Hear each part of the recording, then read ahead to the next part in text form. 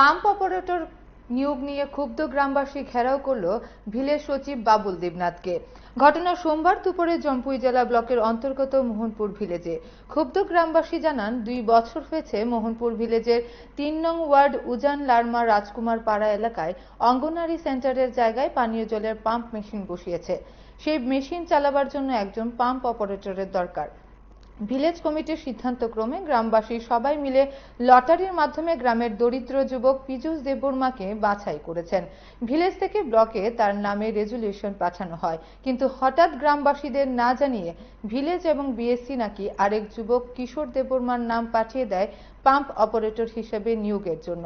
এই বিষয়টি জানাজানি হতেই আবার পঞ্চায়েত এবং বিএসসি মিলে কিশোর দেববর্মার নাম কেটে আরেক যুবক, তাও অন্য ভিলেজের বিজয় দেববর্মার নাম পাঠায়। ঘটনা জানতে পেরে সোমবার গ্রামের মানুষ একত্রিত হয়ে ভিলেজ সচিবকে ঘেরাও করে। ভিলেজ সচিব চাপে পড়ে গ্রামবাসীদের জানিয়ে দেয় এতে তার কোনো হাত নেই। ঊর্ধ্বতন কর্তৃপক্ষ তাকে যেভাবে বলেছে তিনি সেভাবেই কাজ করেছেন। এদিকে গ্রামবাসীর ক্ষোভের আঁচ পেয়ে জম্পুই জেলা ব্লকের সমষ্টি উন্নয়ন আধিকারিক আগামী 25 সেপ্টেম্বর ব্লক বৈঠক ডেকেছেন পাম্প অপারেটর নিয়োগের জটিলতা নিরসনে। আমরা এখানে আইছি যে প্রথমে আমরা উজানলারমা অঙ্গনওয়াড়ি কেন্দ্রে একটা জলের মেশিন বসাইছে, তাই এই মেশিনটা চালান লাগে একটা পাম্প অপারেটর দরকার। তাই আমরা পঞ্চায়েত সচিব আর এখানে যে পঞ্চায়েত বডি আছে তারা গ্রামে গিয়া কইছে তোমরা এখানে একটা পাম্প অপারেটর দরকার। তাই আমরা গ্রামে সবাই মিলে মিটিং করছি কেমনে কি করন যায়।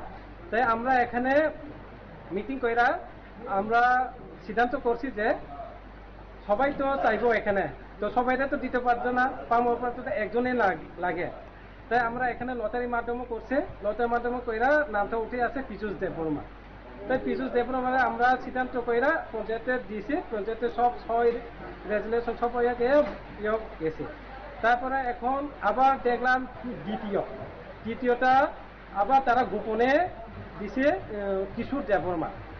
এখন পঞ্চায়েত সেক্রেটারি জিজ্ঞাসে তে নিজে জানে না, এটি ডাইরেক্ট বলে গেছে, হ্যাঁ কইছে আমি নিজে জানি না কেমনে কিছু দেববর্মা আইছে, তারা এভাবে গোপনে দিছে বলে। এখন আবার তৃতীয়টা আবার আইছে, তাইনে হলে বিজয় দেববর্মা, তাইনে পেকুয়া জেলা বিসি, আমরা মোহনপুর এডিসি দিয়েছি না, অন্য বিসিতে আইনা দিছি। তাইনে এখন আমরা গ্রামবাসী যাই না, আবার পঞ্চায়েতে আইলাম, খবর নিলাম এটা কি করে সম্ভব, অন্য বিসিতে কি করে আইলো। প্রথমে আমরা বিসিতে সিলেক্ট করছি, তারা প্রজেক্ট বোর্ডের সবাই সিলেক্ট করছে, এখন দ্বিতীয়বারে তারা দিছি।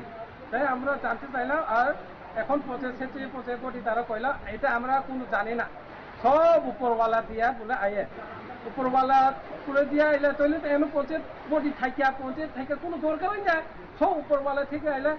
এখন তো পেকজলা থেকে আয়ে, কালকে এবো জম্পুইজলা টাকারজলা সব থেকে আইতে পারবো একজন পাম্প অপারেটর লেগে, একজন পাম্প অপারেটর লাগিয়া। তাহলে এখানে কি পঞ্চায়েত বডি তারা আছে শুধু মাগনা বইয়ে রয়েছে না কিটা। কত বছর হয়েছে এটা? এখানে বছর হয়েছে 2 বছর এমন ঘুরাইতেছে, এখনো চালাইতে পারতেছে না। তো এখন তোমরা কি কইছে পঞ্চায়েত ভিলেজ সচিব? ভিলেজ সচিব কইছে এই আমি জানো উপরওয়ালা দিয়া দেখা করতে, উপরওয়ালা আমরা বলে ডাকছে 25 তারিখ। ঠিক আছে, আমরা 25 তারিখ যাবো, আমার গ্রামবাসী সব রেডি আছে, নাহলে যতটা না পাওয়ার পর্যন্ত আমরা এই আন্দোলনটা চলতে থাকবো, চললে থামবো। এটা কোন ভিলেজ? এটা মোহনপুর এডিসি ভিলেজ। কোন ব্লক? জম্পুইজলা ব্লক।